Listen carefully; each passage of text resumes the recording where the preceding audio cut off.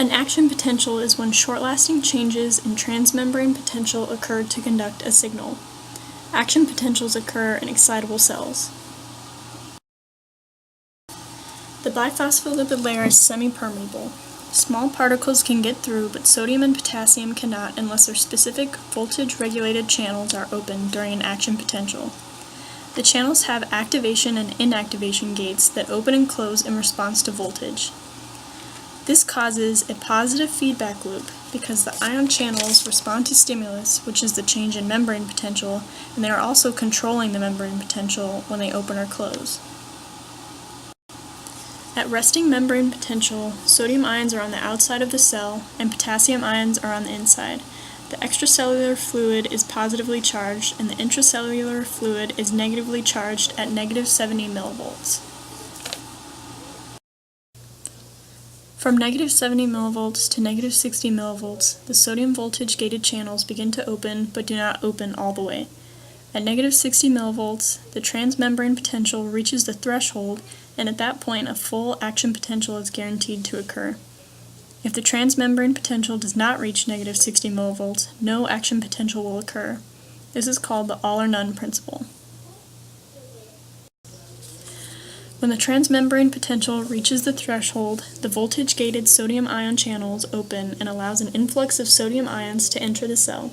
This causes the outside of the cell in that area to become negative and the inside positive. This is called depolarization. The membrane will continue to depolarize until the transmembrane potential reaches +30 millivolts. At this point, sodium channels close and the voltage-gated potassium channels open. There will be an efflux of potassium ions into the negative extracellular fluid.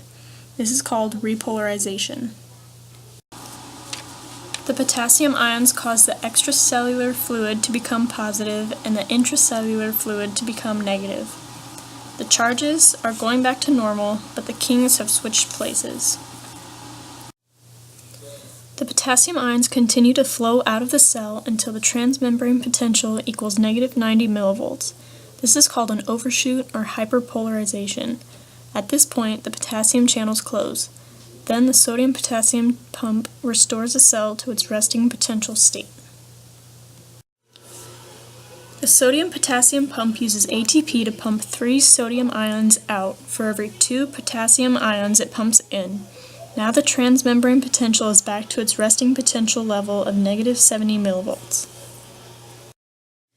1,000 action potentials can happen in 1 second, but there is an absolute refractory period and a relative refractory period.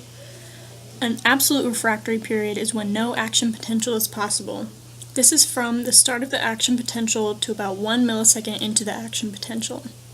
The relative refractory period is when only large stimuli can trigger an action potential. This is from 1 millisecond to the end of the action potential.